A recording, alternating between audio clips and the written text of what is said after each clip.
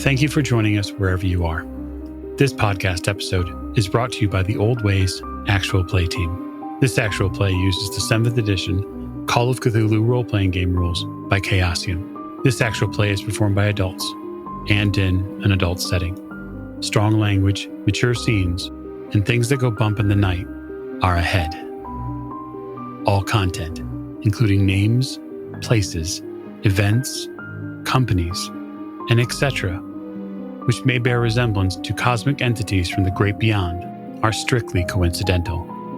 My name is Michael Diamond, and for tonight's game, I will be your keeper. Thank you for joining us again, another episode of the Old Ways podcast. I am your keeper, Keeper Michael. My pronouns are he, him, and we are back with the Queen of the Night. Another episode for your ears. We want to thank you for joining us, especially thank our Patreon supporters who've jumped on board, and those of you who've been around a while. Thank you. It is through your support that we can make these games possible. You can check us out on YouTube and then also on Twitch, twitch.tv/theoldwaystwitch. Come see and hear us, do all sorts of fun things for you. And so we're going to get directly to player and investigator introductions, which begin to my right. Hello, this is Mike, and I'm playing Charles Thurgood. And his pronouns are he, him, as are mine. And he is off to one of his favorite places, a historical society. Indeed. And next to Charles. Hi, this is Morgan, and I play Annie Mae Thorgood, Charles's younger and better-looking twin sibling. Our pronouns are she, her, and Annie Mae got a new book list. Well, I'm borrowing a book last episode, Ancient Art of Speaking with the Dead, and I'm looking forward to digging into that while Charles bounces around the Historical Society. I'll be there too. Splendid. Of course you will. But you'll be reading. You'll be reading up on something which is your expertise. And so next to Annie. Hi, my name is Bunny, and I'm playing Detective Beatrice Locke, and our pronouns are she, her, and it's time to scrounge up some teenagers. Well, it's a university. They're probably, most of them are at least probably in their early 20s, hopefully. Hopefully not scrambling teenagers. That's something totally separate. And last, but most certainly not least. Hi, I'm Allie, and I play Catherine Chamberlain, and I fell to the ground after saying something unholy. Seems they say that curiosity killed the cat. So careful which trees you play in, I guess. We'll get to you very shortly, Miss Chamberlain. But for the moment, we're going to hustle ourselves to the Arkham Historical Society because the Thurgoods are going to be doing a little bit of investigation there at the Historical Society. So the Historical Society is a place, Charles, you're quite familiar with. You have been here countless times. You are likely a member, I would imagine. Oh, I think so, yes, absolutely. And it's South Garrison Street. So it's a restored Georgian mansion. It's technically the Pingtree Baldwin House. It's set back from the street. It serves as the headquarters of the Historical Society. It's privately supported. The building is open, generally speaking, from about 10 to 5, you'd know. And you know that the organization, they hold lectures once a month. And in general, they're really just interested in preserving history, which is in line completely with who you are as a person. I would imagine that Charles may even have given one or two of those lectures. Absolutely. A way of subsidizing his pursuits, his interests. You would know that Miss Diane Peabody, is the Society's curator and is an expert in genealogy. Which is exactly what we're here for. And so I will set upon the Historical Society the Thurgoods. May gods have mercy on their souls.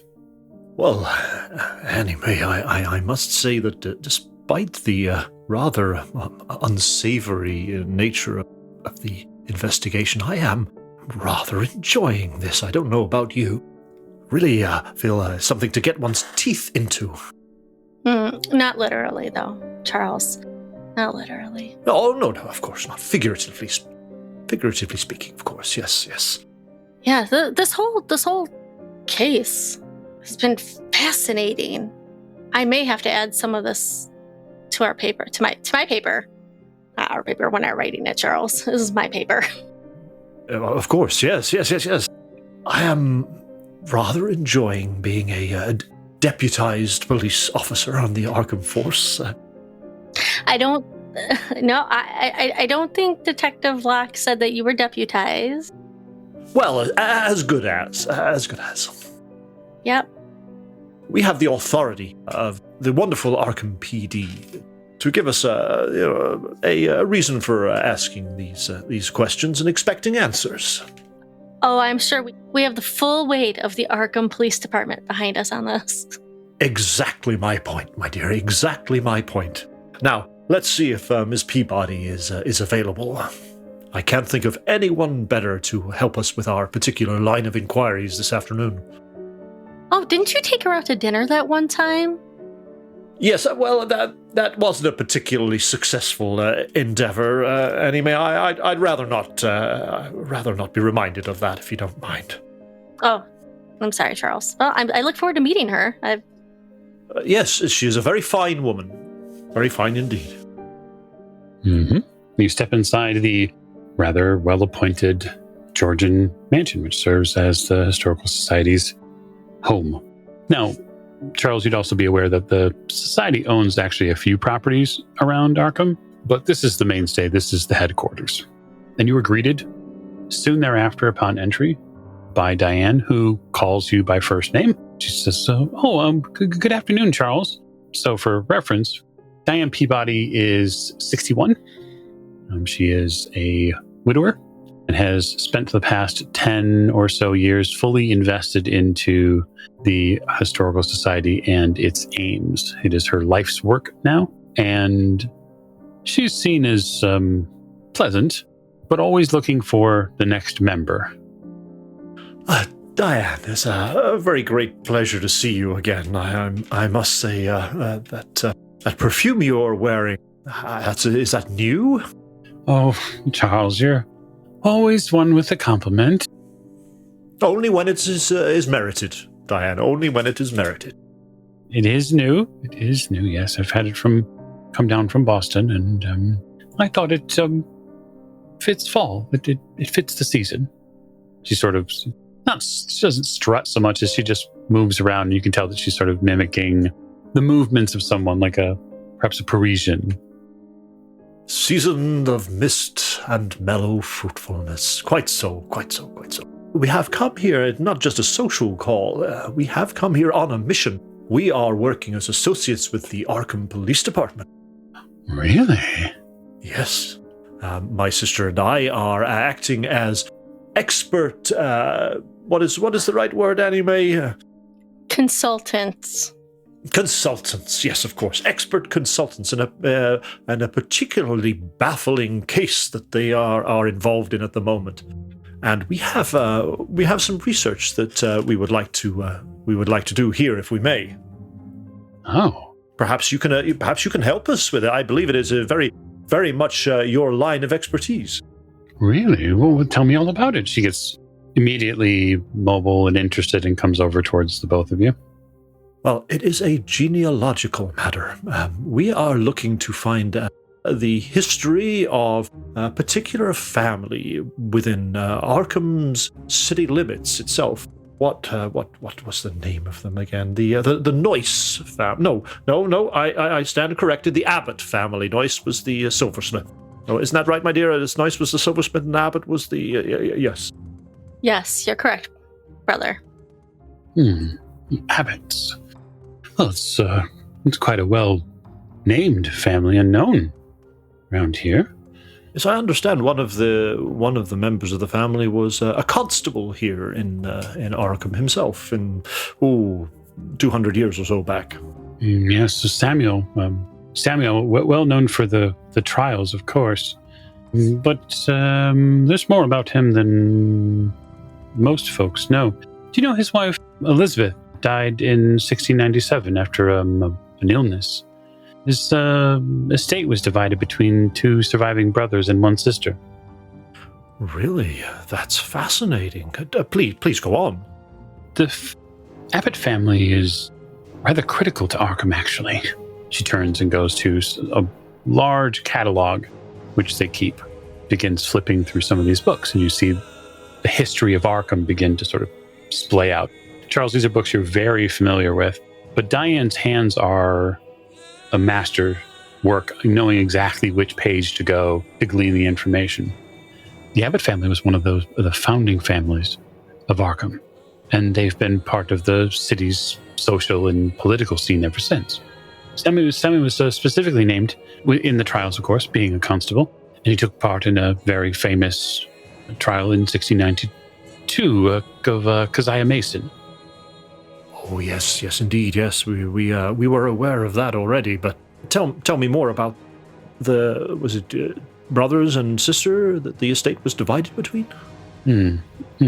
Yes, it comes after that, but there's, in passing here, she floats to some of the pages.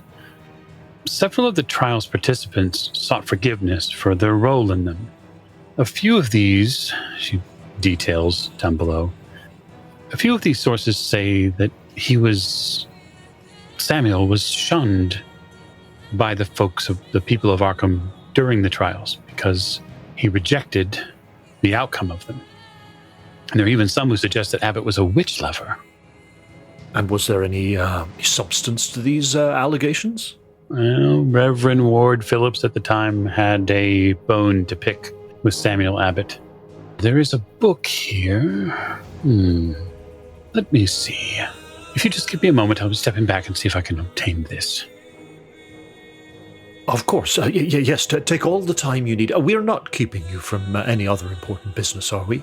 No, this is the most exciting thing that's happened all month. Thank you. I can't say how much we appreciate this assistance you're giving us. Of course. She comes back a few moments later with a book that looks genuinely old.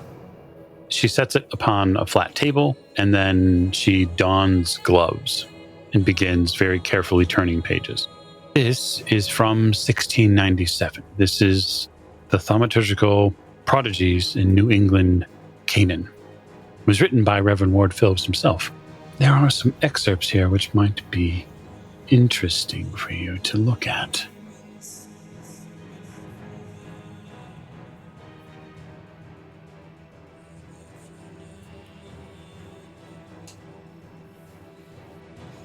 I kind of glance over at Annie May with an excited light in his eyes. All right, Charles, I'd like a library use roll. Okie dokie. And this is something that if Annie May is offering her assistance on, I will give you an advantage die for. I don't know. Sister? Dear sister, would you care to assist me here? I'd be happy to assist. Well, I'm very glad of that assist, because that would have been a 94. But with the assist, that is a 14 under 45, which is a hard success. That is very fortunate. There is someone mentioned within the passages of this book in the trials that is associated with Samuel Abbott. There is a woman named Anne Whitlock that is mentioned. She was someone who was accused. She was an indentured servant that was employed by Samuel Abbott before and after her arrest. And she apparently fled Arkham years later under a cloud of allegations of potion making and fortune telling.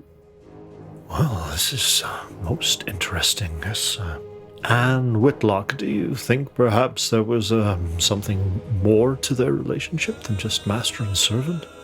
So Diane puts sort of a, I guess a funny face on her. Her features sort of scrunch up. It was mentioned, it's been mentioned before, that Samuel maybe took pity on her. There are some that say he may have, after his wife's passing, had some relations during the time. Anne Whitlock. Must say the name is not familiar to me, and she was one of those accused of witchcraft, but presumably she was found innocent. That is my understanding, or there's something here that suggests that perhaps Samuel took her in. So perhaps he affected the outcome of the trial, or somehow maybe helped her to avoid the death penalty. Yes, and in exchange, Samuel Abbott sold his social soul down the river, which is why the Reverend speaks so angrily about him. What was the name of that minister again, Reverend? Mm-hmm. Yes, it's right here. He sort of points it out. Reverend Ward Phillips. Ward Phillips. What do you make of this, anyway? Well, Mr. Abbott fell in love with somebody that the society didn't conform to and for that relationship, and he was shunned for it after the fact. And they also thought he loved a witch, so. Yes, and do we know anything of... You say Miss Whitlock fled the city in later years. Do we know, did Samuel flee with her, or did he remain here? He remained. That's my understanding of it. But perhaps these will help. She plucks out, sort of, not physically takes them out, but she highlights with her fingers passages for you to look at. I only mention it because there is something here in the text which suggests that there is a title given to Anne Whitlock of Mistress, which could mean several things, but in certain contexts, one might say that she perhaps graduated up from being just someone who kept the house to someone who played a larger role in Mr. Abbott's life. Yes, from what it says here, it appears that she definitely exerted some sort of power within the household. And you see here, Annie Mae, she had a daughter that they say was born of unholy union. A fairy imp, no less. Hi, I see that. Yeah, that she would disappear into the night? Yes. I mean, this is very common of the sort of testimony that we see of those accused of witchcraft in the time. It could simply be spiteful or jealous neighbors who wish ill upon the poor woman. Well, do you think that maybe the silversmith kind of lost in my own thought? I look over at Ms. Peabody and say, are there any other abbots in town today? Well, there is some belief that there are members of that line. I could search through the genealogical record and see what lines are still available. Look here, Annie Mae, there's not just one, but two mentions of Robin's Hill in this testimony. Why would you mention Robin's Hill, Charles? No reason. It's all part and parcel of the police investigation. I don't know that I'm at liberty to give out specific details of the case.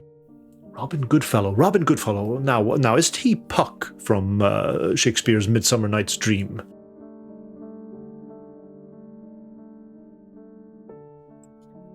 He is, actually. Well, there we are now. But it talks about how bloodied rags were found. Said to be the shift of a child. Does it mean they're shifting into something else? I think in this case, perhaps by shift they mean the night dress or the undergarment. Peabody goes through a couple of books, and then eventually she begins to find a few things. And she lays some of these books out, and you begin to go through them as well. What you find after these papers and these specifics is... Oh, my goodness, here. Now, yes, this... I think we are getting to the heart of the matter here, Annie Mae. Annie Mae, would you take the first couple of paragraphs and I shall continue? Oh, Charles, I would be delighted to read out this out loud. Samuel Abbott's reputation has suffered from his rumored association with Anne Whitlock, the alleged witch who was killed by a mob a few years after the notorious events in Salem. When we examine the surviving documentation from that era, we cannot help but conclude that Samuel Abbott was and remains the victim of gossips and rumor mongers.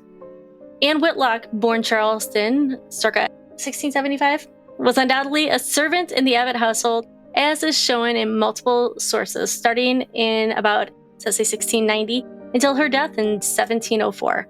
Despite her arrest in 1698, she remained a trusted servant of Samuel Abbott, rising from a simple maid to, after the death of Elizabeth Abbott in 1695, the chief household servant, caring not just for Samuel Abbott, but overseeing the kitchen and domestic staff. Clearly a young woman of considerable natural talents, Whitlock was an outsider in Arkham without friends or family, who seemed an obvious target for the petty suspicions that define the society of the period. All right, Charles, I slide it over to him. I feel like I'm back in primary. Unfortunately, it is these sources that we must rely upon for what little we know of her. While the records for her arrest in 1692 have been lost, we do have a summary of the case provided by the Reverend Ward Phillips, the minister who had served as an occasional judge and advisor to the court of Oyer and Terminer, was a dogged, possibly delusional devotee of the witchcraft delusion, who advocated some of the most cruel and vile tortures known in old New England. When we consider that this man is our foremost source, not only much of Arkham's witch trial history, but of the life of Anne Whitlock herself, it cannot be a surprise that she has been cast as a black sorceress. Phillips and Abbott seem to have clashed in his time serving as a magistrate, as Abbott supported a more moderate and restrained approach to trials, whereas Phillips eventually lost the support of all but the most zealous witch hunters. History has offered the final verdict in this debate, no doubt. The most rancorous and base insult slung at Samuel Abbott was that he fathered a daughter with young Anne Whitlock whilst she was in his employ.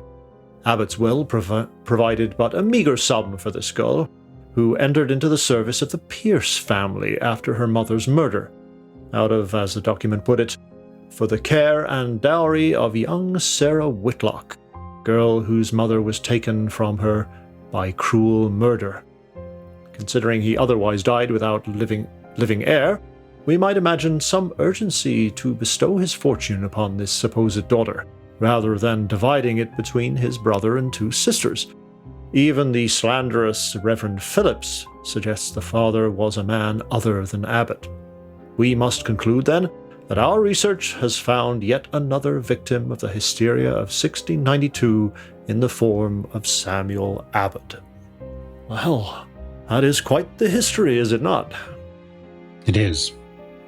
This girl is his daughter, Sarah Whitlock, who was taken in by the Pierce family. Do we know what became of her? We do. Diane sets a book up. Sarah married and had 6 daughters, all of whom seem to have survived into adulthood.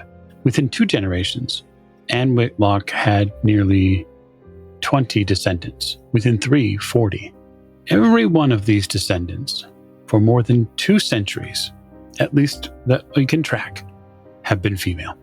It actually became common wisdom here in Arkham that Whitlock girls were only girls, and they were deemed poor choices for marriage. Her descendants suffered under suspicions of immortality or criminality, and some of them were even suspected of a few darker things. Over time, though, some moved on from Arkham, some never married, and a decreasing number had families of their own. Based on some of the other records that I see here, just based on date, some of them seem to suffer from a much higher mortality rate due to violence or growing old. Looks like here may still be some of them or descendants of them in the area. Cornelia Lowe and 3 nieces, Amelia, Myrtle, and Lillian Moore. Well, I mean, that is quite something. All daughters, you say? Mm-hmm. Yes, I mean, just purely speaking from a historical point of view, if a family name gets that sort of ring to it where it can't produce a male heir, society will eventually turn from them. Yes, indeed. It is a searing indictment on our current social system that the male childs are considered of more importance than female, despite the fact that we now live in the 20th century. One would have thought it would have been stamped out long ago, this sort of prejudice, but no, it seems that even to this day. Isn't that right, my dear? Oh, Charles, you're always such a progressive. That's why Auntie loved you best. She was quite a remarkable woman. She was. And here on women's rights, Charles. In my opinion, Annie Mae, a woman is every bit as good as a man. Well, if there's anything else I can help you with, Charles, and Annie, of course, let me know. Well, I thank you, Diane. That has been incredibly useful and helpful. There is a wealth of information here for us to sift through to try and extract the gold nuggets from. Do you happen to have an address for Cornelia Lowe? No, but you might be able to speak with perhaps someone at City Hall or the post office and attempt to locate them. Great. Thank you. Splendid. Thank you again, Diane, and I will hopefully see you again very soon. I hope so. Come back if you need anything. Of course. We must go and report our findings to our investigating officer, Detective Locke. So your search at the Historical Society does take a little while, given the library use rolls and all of the books. But during that time, Detective Locke, you were planning on doing a little luncheon, perhaps, at the university.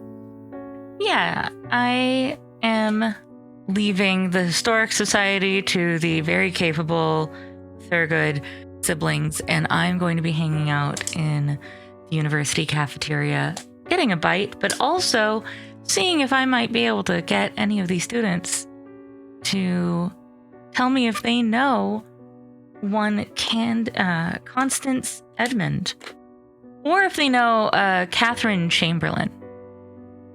Yeah, I think that I want you to make me a charm roll or a persuade roll, one of the two, based on how you're going to approach this as a member of law enforcement around a bunch of university kids.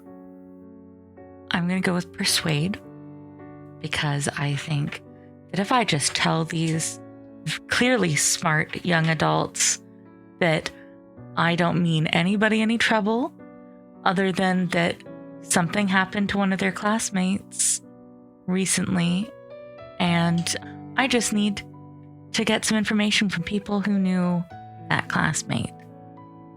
Obviously, it's in their best interest to help solve what happened to a friend, potentially. Sure. Go ahead and give me a roll, detective. 26, under 30. Okay, 26 under 30. So the case, as far as the university students go, you get a couple of the similar reads back on Constance. Constance is a bright student. She is very outgoing. She is somebody who has a lot of friends, and she is somebody who is reasonably popular. You also get the byline on her, which is basically that she's somebody important at MU, probably got her in here. She's maybe a little spoiled because she comes from a really big upbringing, and also that, she can sort of have her pick of whomever she'd like in a social setting. Yeah. And I don't suspect her of anything. I just need to talk to her. Where would you usually find her? She would be over in, they mentioned the dormitory, East Dormitory, that she would be in. Thank you. And so the words you probably get back on Catherine are a little bit different. Catherine is a really focused student. You do not get a lot of what I would say is positive feedback from any of the female students that you talk to about Catherine.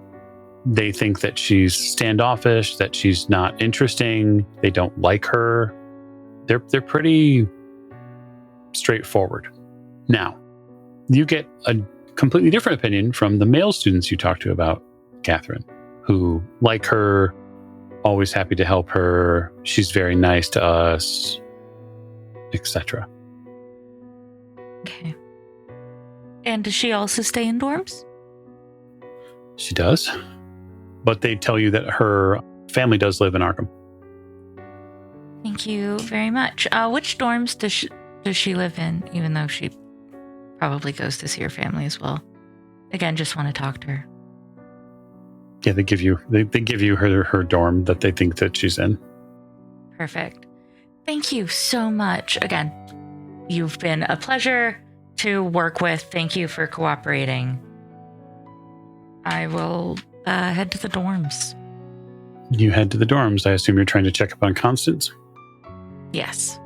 You can easily locate Constance Edmond's room, and after a few knocks on the door, a young blonde girl appears. She's probably no more than 20. She looks like she is dressed for having gone to class today, and she answers the door and seems a bit surprised to see a detective standing out in front of it. Oh, can I help you? Do you have a moment to talk about something? I feel like you should know about it before I ask you some questions, but I think you're going to want to sit down. May I come in? Sure. She steps back and opens the door. Constance, correct? Yeah. Hi, I'm Detective Beatrice Locke. I was told by a classmate of yours that you were at a Halloween party. I'm not here to give you any trouble about being at a party or a university student and it was Halloween. But I believe that you know one Brian Overton. Yeah. She gets a really sort of upset look on her face. And that you were supposed to spend time with him at this party, but he left the party with somebody else. Mm-hmm. Mm-hmm.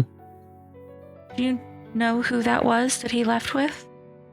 No, frankly, I don't.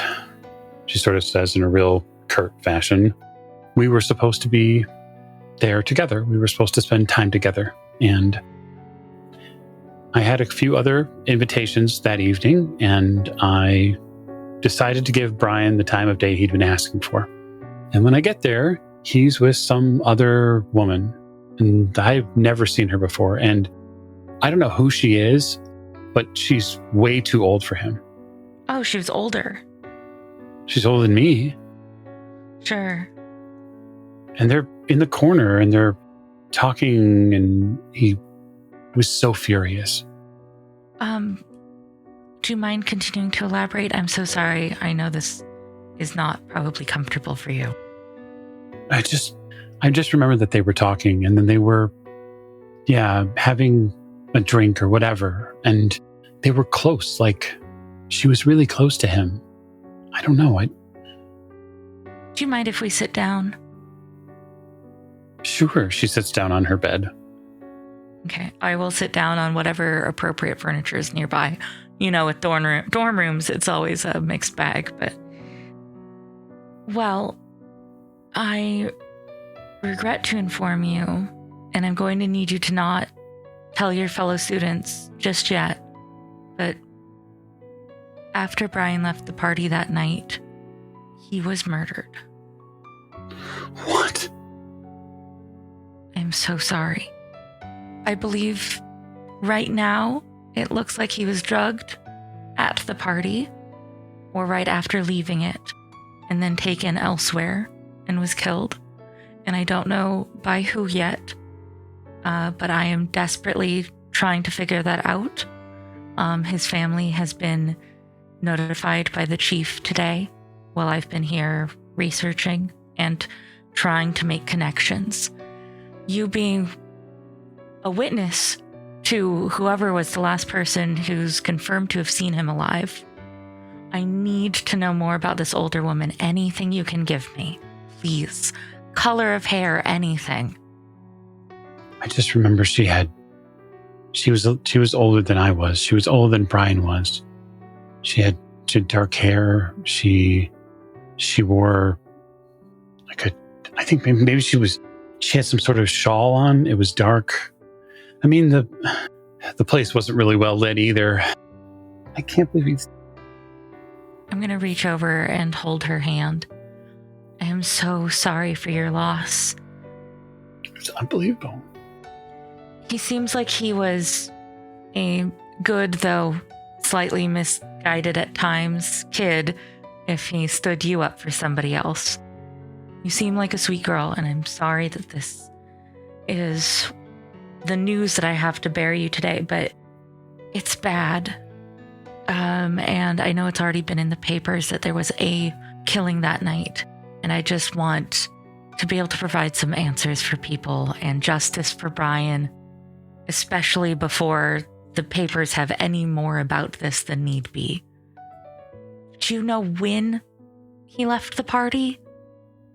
I mean, I don't. I got there and Brian and I had been seeing each other for off and on for a few weeks. And I'm pretty sure people got the hint.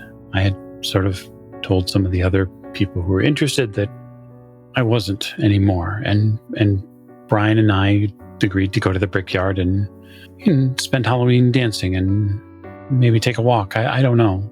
But I got there late. I don't know. It might have been midnight, maybe before.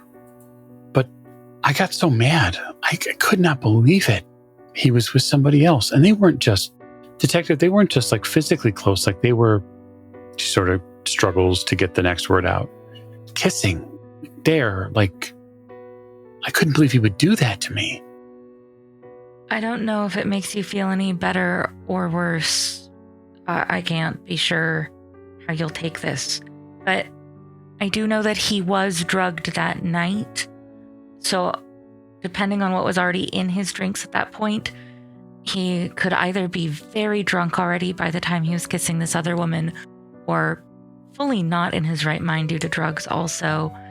He might not have actively chosen to cheat on you. He would have been very susceptible to suggestion at this point, probably. Well, that doesn't make it any... He's still gone. I know. Maybe I shouldn't have said anything. I was just thinking if somebody that I was romantically involved with didn't choose to cheat on me, it would take some of the sting out of it, even if it's horrible circumstances. Either way, I'm sorry. I asked after the party, if anybody knew who she was. Nobody had seen her before. Nobody had. There were guys there that tried, that, saw her and tried to talk to her. She wasn't interested in anybody but Brian. I know Brian's family doesn't live around here. Are they originally from around here and his family moved away, or did he move here from Georgia? No. Just him. He's lived in Arkham for probably 6 years. He lived off campus. Oh, okay. Where off campus did he live? I haven't swung by his residence yet. Oh, it's a place on High Street. She gives you the address. Thank you. This really helps. Listen, here's the thing. Here's the information for this. Obviously, you know how to get a hold of the station. But who to leave a message for if you think of absolutely anything. If anyone you talk to happens to go, oh, I saw that lady at the market, whatever. It doesn't take a lot. Leave a message for me. Also, I wouldn't usually do this, but I'm not that much older than you, and I know what it's like to lose somebody. Here's my home number. If it's outside of normal station hours and you think of anything, anybody gives you trouble, you seem like you're in danger, you let me know, okay? I'll drive over. Okay. She takes the number from you. Okay. They're going to find out. Everybody's going to find out, and I'm going to just lock my door. So far, only a couple people know who the victim is yet. That's all he's been referred to as in the papers or anything else. The victim. I think people noticed that he was missing from class, though. There. Your Professor Schumacher knows, because I had to ask her some questions. Yeah. And his family's being notified by the chief, but I have not told anybody else on campus yet. And I've asked Professor Schumacher to not tell anybody until I give her the go-ahead also. So you should have a little time to process before people start hounding you about anything other than him not being in class. Okay? Okay. Thank you for your time, and I'm sorry again. And I'll show myself out unless she stops me. She does not stop you, in fact.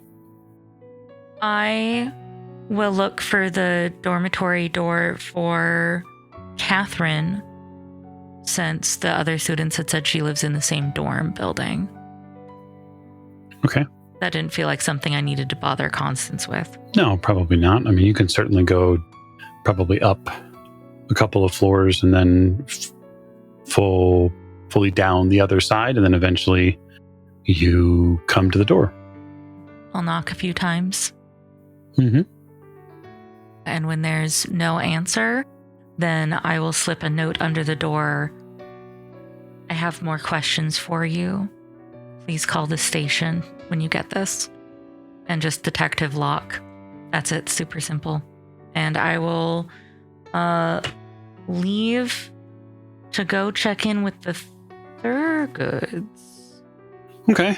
Yeah, given the time, probably reasonable that they're done at the Historical Society. But as the three of you eventually will congeal back together, the one thing that I would like to do is to stop back over with Catherine, who has fallen from a tree and terrible things may have befallen her.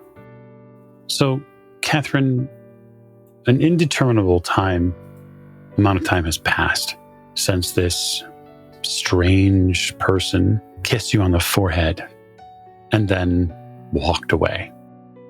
So I assume is it morning now, or is it just much later at night? It's actually neither. So it is a little later at night when you come to, but not terribly later, at least by what you can tell. And for some reason, you are not in physical pain. Oh, that's good. I expected to be feeling worse after falling out of a tree. Actually, it's surprisingly, you feel quite whole of body. And the only thing that seems strange or untoward is your mouth is very dry. Well, I have water back in my room, back at the dorm. Mm-hmm. Sure. You try to sit up? Yeah. When you do, you feel something running down your face. Is it drool? Dab at it, because it might be drool. When you pull it away, there's this amber fluid that sticks to your fingertips. Sort of comes right off from where your chin and lips are. You don't know what it is. Yeah, I'll out of instinct. It's not going to be a conscious thing. I'll lick my lip in the area where I feel it coming off of. So it probably tastes a little like honey, just a tad, but there's a almost brackish aftertaste to it. There's some herbal in there as well, and it rolls around inside your palate for a bit. It is not completely unpleasant, but it is not pleasant either, because you have no idea where it came from. Yeah, and that brackish aftertaste makes it uncomfortable.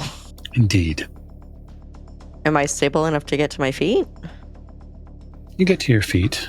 When you get to your feet, you realize what you're on. You're on a slate slab, one that is coated with dried blood. I'm gonna go. You get up, and the light from a flashlight hits you, temporarily blinding you. You there. Stop. Don't move. Arkham Police. No, stop. Only go. You're going to go? You're going to run from police? Yeah. Okay. In these cases, when you run and someone chases you, there is, of course, a chase that is potentially available to us. So I think what I'd like to do here is compare your move with their move. So what is Catherine's move? Catherine's move is 8. Okay. So you are not faster than your pursuer. Yep, each participant in the chase makes a con roll. I mean, I have lots of con. And then we will see how you do. All right, I rolled a 29 under 75. So that's a hard success.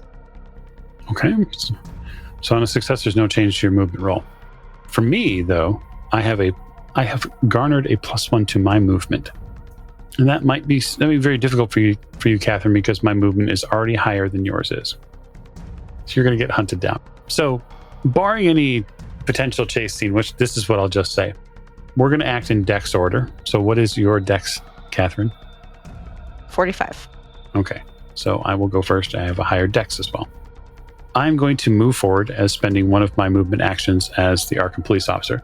I am then going to draw my pistol and say, stop or I'll shoot. And in doing so, I would like to make a skill roll, which you can certainly, of course, roll against if you'd like. So I'm being very scary as this police officer now. Yes. I will accentuate my "you there, stop, Arkham Police" with the cocking of a hammer on a revolver. I mean, I don't know what I was rolling against, so... So it's essentially an intimidate roll. So you'd probably roll... I'd say you roll POW. Versus it. If you want to basically disobey, if you want to keep your own... As we all know, Catherine has a really high POW. She does, yeah. You can, of course, relent and just stop. But that's not seemingly what you want to do.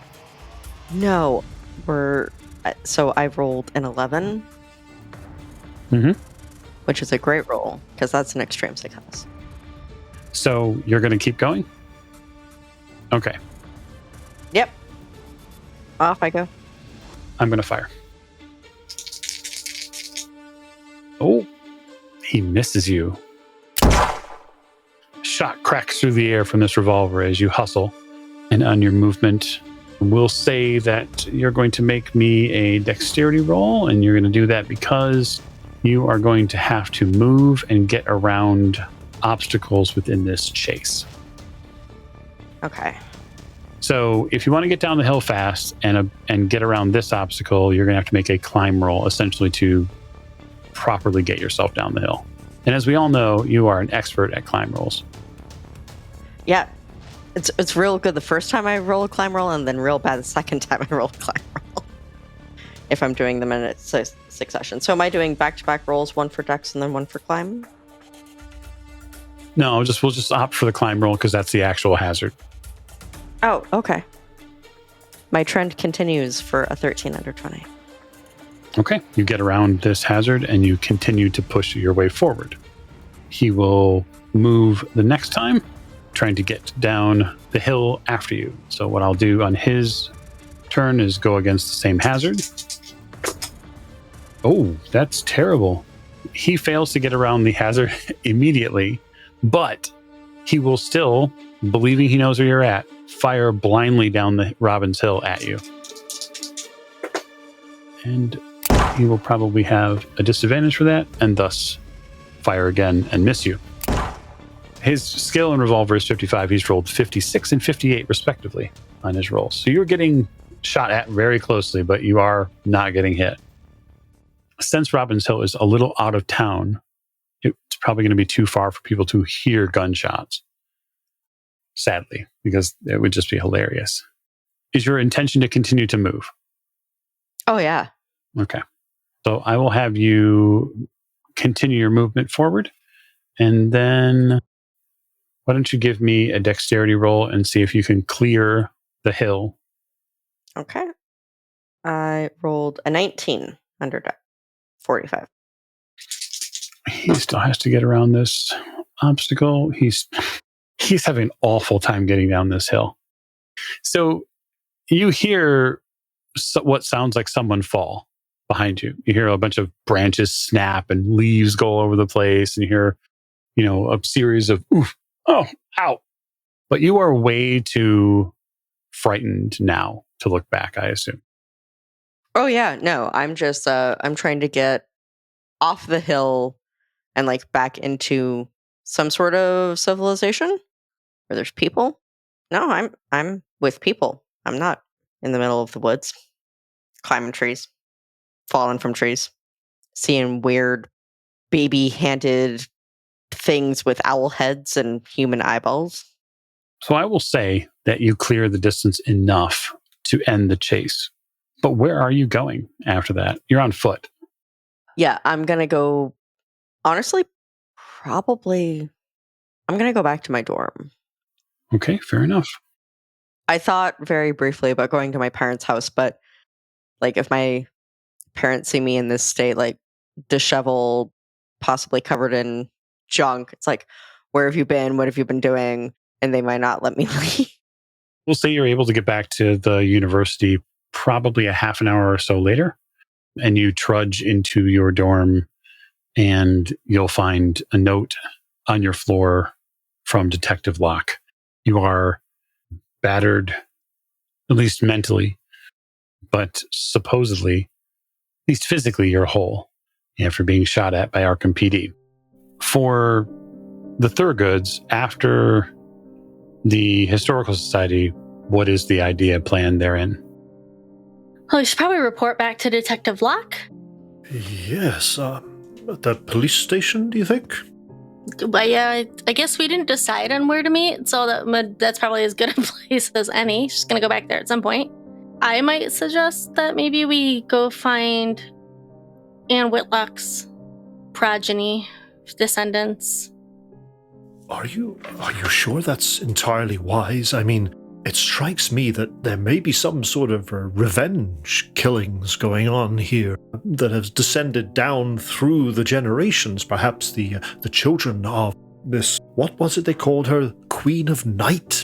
That is some title, I must say. Perhaps the descendants have some vendetta. I believe is the term used in the amongst the bootlegging fraternity, vendetta against the families that were responsible for her death, because from what I can tell here, she was very cruelly done to death in the woods, and her body casually thrown aside and not even given a decent Christian burial. Perhaps her offspring and their children, grandchildren, great-grandchildren, and so forth, have some, bad feeling about that, and well, perhaps, in fact, this poor young man, Brian, wasn't it? Perhaps this poor young man was the descendant of one of the judges at the trials, or some such.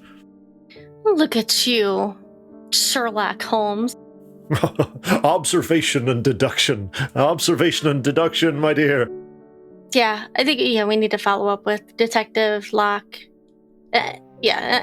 And I think we should speak to the descendants of Anne Whitlock. Cornelia Lowe. I think you're on the right track. Yes, so now there were other names as well. Were these daughters of Ms. Lowe, Amelia, Myrtle, and Lillian? No, Amelia, Myrtle, and Lillian. But I think it was Lillian Moore, right? Were all three nieces, were their last name Moore? The nieces? Yeah, so I think Lillian's last name was Moore. I'm not sure about Amelia and Myrtle. They might all have been Moore. 3 Moore sisters. Well, because if their sister got married to a guy. I'm happy to clarify it for you. So it is Cornelia Lowe and her 3 nieces, Amelia, Myrtle, and Lillian Moore. Now, were they nieces by marriage? Were they her husband's sister's offspring, or were they her sister's offspring? Oh my. I'm not a genealogist. It's all very confusing, really. Once you get into these family trees become twisted and tied and convoluted, and you can have uncles that are younger than you are, and nephews that are older than you, and I don't even know where to begin with all this. I can see why you like talking to Miss Peabody so much. Oh, she's a fine woman. All right, let's go back to the police station. So the two of you head back to the police station. Detective Locke, they find you there, hopefully having got left there after the university. So when you arrive, Detective Locke, and of course the Thurgoods will arrive shortly thereafter, you probably get a couple of updates. The chief updates you and let you know that the family has been notified. And so you understand that it is likely that because he is an adult, Brian's name will soon hit the papers probably the next morning, that it will be public knowledge that it was Brian Overton that was murdered. He asks for an update, I assume, which you give him based on what you have been. And then he asks you about any potential update on the vehicles leads that have come in. I will have checked in with my colleague that I'd given that car information to in the previous episode, I believe. I will check in for any updates before I would have gone to the chief. Was there anything waiting for me on potential vehicle or potential owners of those vehicles?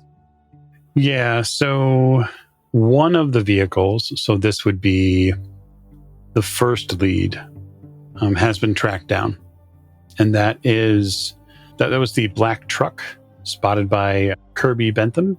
It has been positively identified as the owner of it is being a traveling insurance salesman driving from Newburyport to Arkham. What about the green Model A? So the green Model A, I'm actually going to give you, after some study, I'm going to give you a Arkham history roll for. Oh, okay. Because it is more of a social detective-y sort of putting two and two together thing. Jimmy, seeing that black Model T that was lead 3, anything on that to go off of? Yeah, you have not with lead 3, that boy, you haven't. Nothing has been tracked to that vehicle just yet. The second one specifically that Ms. Pellegrino mentions, Peggy has some updated notes, and she sort of reminds you in her own shorthand that Ms. Pellegrino has been at odds with some of the people who work in that area, that being men associated with Deanne O'Banion.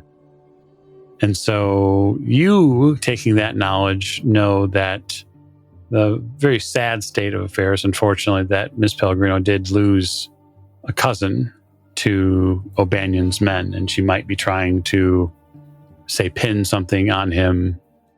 And you said that you wanted me to do some studying and make a roll. Do you want me to do that after the meeting with the chief? Or do you want me to do that while getting this information dumped from the leads before I go see the chief? Yes, before you go see the chief would be great. Perfect. And which roll am I making? You're going to make Arkham history. Ah, sweet. I'm going to spend 6 luck so that doesn't fail. Getting in connection with some of the stories that you have now taken in, it seems that just knowing some of the families that are in and around Arkham, there have been whispers that there are groups that hunt around Arkham or that work around Arkham that are, I don't want to say cliques. Some of them are society clubs. Some of them are rather secretive. And you do know that some of these societies tend to run in expressly hidden spaces.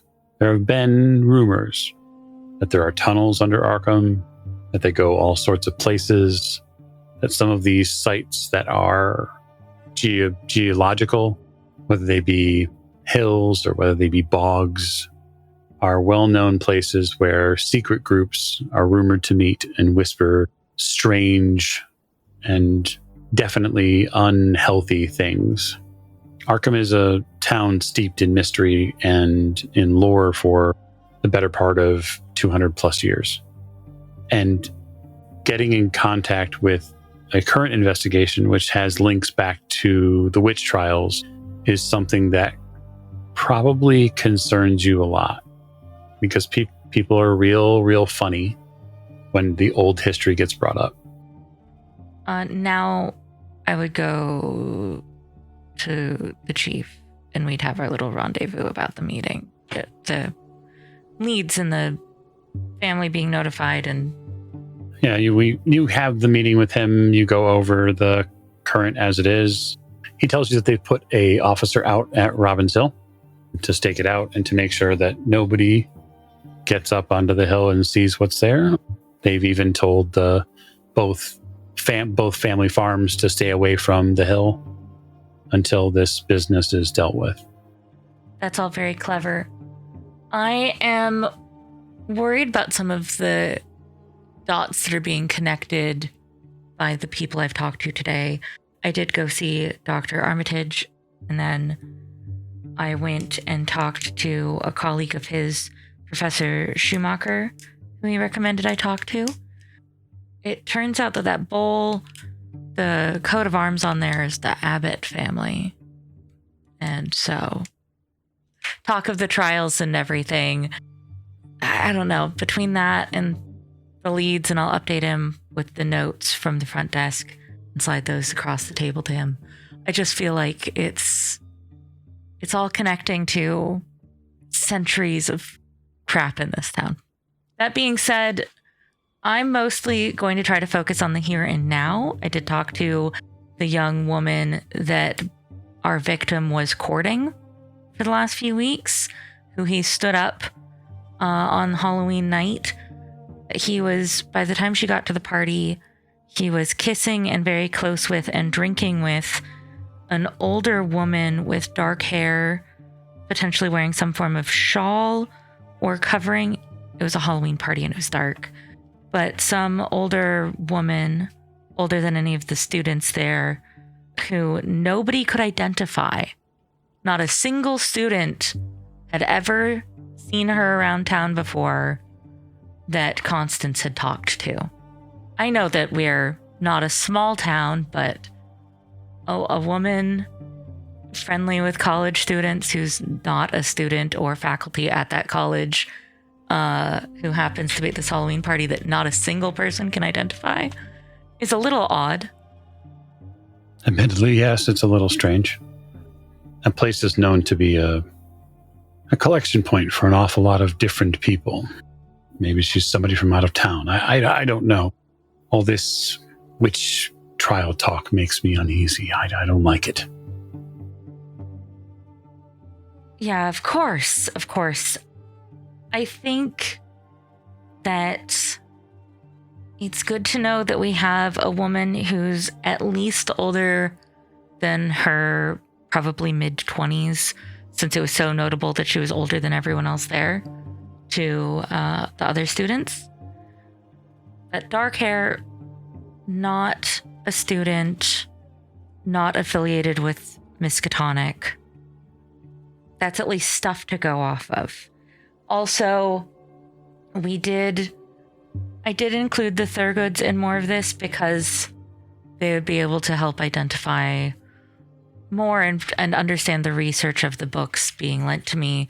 They should be meeting back up with me here after they went to the Historic Society for me while I was talking to students. Busybody and a weirdo. Oh, absolutely. But they know there's stuff on this topic, and especially now that it's getting into talk of witches and, a 200-year-old bowl that belonged to a constable that helped hunt the witches. Like, it's all relevant to them and their expertise, So we need the busybody and the weirdo. Constable that helped. Wasn't Samuel Abbott a constable? Yes. That's always what Dad told me about him. So in your breakdown, Detective, did you mention... Actually, no, because you don't know that yet. Never mind. But you will. Yeah, so we'll say that Thurgoods arrive as this is sort of breaking up. Chief just tells you to mind them and remember that they're civilians and to not trust Charles with a pistol. Never, not even once. I have been very, very upfront about his lack of authority in this matter, I hope. So, yeah, I absolutely won't trust him with any department equipment. Good. Well, see to it and see if we can get this thing wrapped up. Absolutely. The sooner the better. Thanks, sir. You head back out from the chief's office to the main portion of the station, and the Thurgoods have arrived. Ah, Detective Locke, we've cracked the case, I think. Excuse me? No, we haven't. Well, we have some really highly relevant and significant leads, I think, at the very least. I agree with that. Yeah. Do you have a conference room? Yes. I will take them back to one of the interrogation rooms again like I did before. Okay, very good. We spoke to Miss Peabody at the Historical Society, and we have determined that Sarah Whitlock was a significant player, I think is the correct phrase, a significant player during the witch trials, being a suspected witchcraft herself, and also being the servant and possibly the mistress of the constable at the time. Reports indicate that Miss Whitlock had a child, a daughter, who some say was in fact the offspring of the constable himself, but others say was the child of a rather less pleasant individual. Yes? Now, be that as it may, this daughter, her name was... Now, am I getting my names mixed up here, Annie Mae? Was Sarah Sarah was the daughter. Now, who was the mother? Was it the mother Anne? Is that correct? It was. Yeah. Yeah. My notes are rather difficult to make out here. Now, she had 6 daughters herself when she married. Her mother was in fact killed by, we believe, citizens of the town. And her body dumped out in one of the farmers' fields out near to Robbins Hill, which, as far as I can understand here, as the site where some suspicious activity has been noted at the time of the witchcraft trials or thereabouts. Sarah Whitlock, who suffered at the hands of the townspeople after having been accused of being a witch, had no, her mother did. Sarah. I'm getting to the important business here now. I'm not. I have it here in my notes. Sarah, the daughter, had 6 daughters herself, and each of those daughters had other daughters, and so on and so forth, until the numbers of the Whitlock girls, and they were all girls, multiplied throughout the course of the succeeding generations. Now, we have rounded down to 4 known descendants of Sarah Whitlock and her mother here, a Cornelia Lowe, and her 3 nieces, the Moore sisters, Amelia, Myrtle, and Lillian. We believe that these women have worked together as a sort of an unholy trinity in order to bring what in their twisted, warped minds they perceive as vengeance and just retribution upon the descendants of those who murdered their great-great-great-great-great-grandmother. Charles, we just wanted to present the idea to go talk to Miss Lowe. Oh, I think she should be arrested forthwith. Oh, in fact, all 4 of them. You should arrest all 4 of them. They're quite clearly the perpetrators of this heinous crime. This is very fascinating, sir. I'll take that into account. Thank you for consulting on this case that you are a consultant, not police officer, on. Oh, it is my pleasure. I am more than happy to lend assistance whenever and wherever I can. Okay, so Cordelia Lowe, 3 nieces. I will look into them. I will see if any of them are students at Miskatonic, and I'll see where Miss Lowe is, or Mrs. Lowe, excuse me. That is all very fascinating. I very much appreciate all of your hard work at the Historical Society and on this case so far. Well, thank you. It's very gratifying that the work we're putting in is appreciated. Yes. I think that I have a few leads, but right now, I believe that my best bet is to talk to these 4 women that you have so dutifully found for me, probably in the morning. And then I will pick back up with you to see what else we can uncover that might need your assistance. Is there anything else that you found that we need to discuss? I would proceed with caution with these women, for it may be that they practice the dark arts. Now, that sounds a little grandiose, I appreciate, but you know what they say, if one believes strongly enough in a certain thing, then one will go to any lengths to confirm that belief, and if you should challenge them, then, well, I mean, we've already seen they've killed once, they will kill again. I am concerned about what happens if they get left unchecked for too long, especially if these people kill again. But I will need to talk to them before I just simply arrest them for being related to a woman whose body was dumped near the hill that the murder happened at.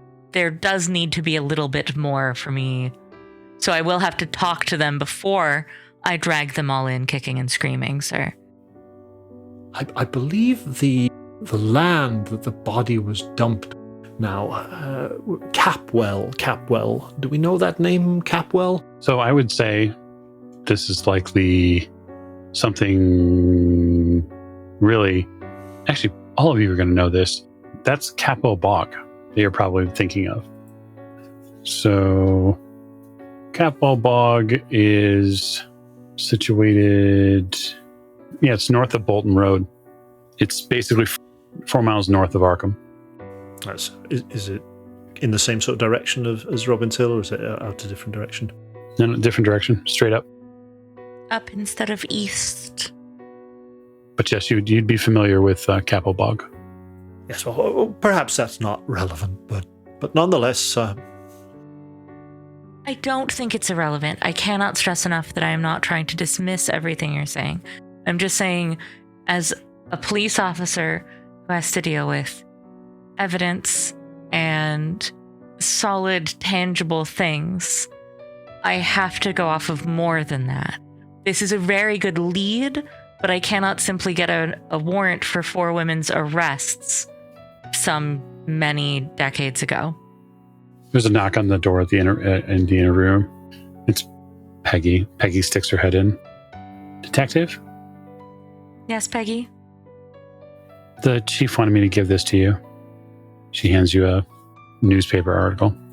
Thanks kindly. Oh, you got a phone call. I got a phone call. Yeah, they're waiting. It's some Ms. Chamberlain from the university. Oh. Excellent. Thank you. I'll be right out. She leaves you to it. Oh, I'm flipping through my book that I got from Professor Schumacher. Mm-hmm. So, is there anything of note? Just perusing it while Charles and Detective Beatrice Locke flirt with each other in my presence. Yeah, it actually talks quite a bit about the ancient ways and methods that different cultures would have spoke with the dead.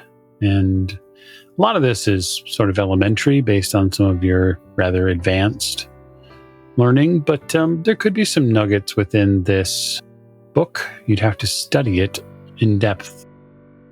Well, I can do that while I wait. I'm sure it's going to be a minute. I'd like to see if I can find anything that remotely looks like the ritualistic death that we saw on Robin's Hill. Okay, yeah, you can make me a library use roll.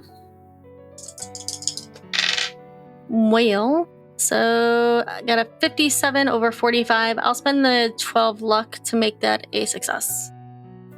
Okay, you spend 12 luck. So just letting the Charles and Beatrice's voice sort of drift into the background and getting consumed by the pages. There does exist in this book a series of methods that are used in, one would say, more ancient times, probably in the Celtic or pagan rituals back then, about how to speak with the dead, how to summon them, how to talk with spirits and shades from beyond, and how to get them to do your bidding. It's actually very intriguing for you to read. You become quite engrossed in it. Yeah, like, so that's... Well, look at the similarities between this culture. Yeah, and I've totally tuned out Detective Locke and Charles. Yeah, for sure. The phone call which awaits you So I will leave the newspaper clipping on the table in front of them to go take care of that phone call. But I will say, I thought you said there are 3 daughters, not 2. Yes, there's Myrtle, Amelia, and Lillian. She'll say that and she'll put the newspaper clipping down and then she'll walk out of the room and shut the door. Amelia, aged, a couple's 2 children. Amelia, 6, and another daughter was out of the house at the time. Well, that must be Lillian then, I suppose. Fire? When is this? What's the date on this newspaper? The newspaper is dated 1919. Proceed to the phone call. I go answer the phone call with Miss Chamberlain. Sorry to keep you waiting, Miss Chamberlain. I got your note. Yes, I spent a great deal of time at your university today, and I talked to your classmate, Constance. She mentioned that the older woman that Brian was with that night, older, dark hair, did you happen to notice anything else about her other than those factors? I know you weren't especially forthcoming before, but you seem like a very observant young lady, and you're one of my best bets here. Keeper, I was pretty intoxicated that night, so what are the chances that I remember something more than that? I'd say it's 50-50, but we'll leave it to a willpower roll. 79, under 80, so just scrape by. Yep. You remember seeing a couple in the corner. You remember seeing them talk. You remember them being very close. You remember she had dark hair. You remember that she had some sort of dark shawl or darker outfit on. And you remember that her face had really striking eyes. And as the overlay of memory happens to you, you get an instantly uncomfortable feeling that this woman might have kissed you on the forehead. Roll Stan. That's not great. That's a 78 over 54. Man, it's tough for you. So you're going to lose a point of sanity. You have a flashback mid-phone call, and you see the face, and you feel the kiss on your head, and you feel the bones in your back move, and the muscles, like you're being fixed, knitted together. So for you, detective, the phone goes absolutely silent. Miss Chamberlain? Miss Chamberlain? Are you still there? Catherine? Are you all right? Are you still there? Her eyes. I remember her eyes. What about her eyes? She's a monster. Considering the fact that she is a major suspect in the murder of one of your classmates, I would have to agree. She's likely a monster, but I need to know what she looks like. I need to know who I'm looking for. What about her eyes, Catherine? They'll pierce your soul, detective. If you saw her again, would you recognize her? Yes. Okay. Keeper, would there be somebody at the station who draws suspects, like from witness reports? Yep. Absolutely, you'd have a character artist. Could you come to the station and give your best description of her to our character artist? Sure, let me just clean up from the day, and I'll be down there in an hour or so. All right. Thank you. And I hang up the phone. Okay. You hang up the phone, and we are going to end our episode there. Lots and lots has come to light, and even more so as we continue on the old ways with the Queen of the Night, who we are going to get to see, hopefully, very soon. Thank you, and good night.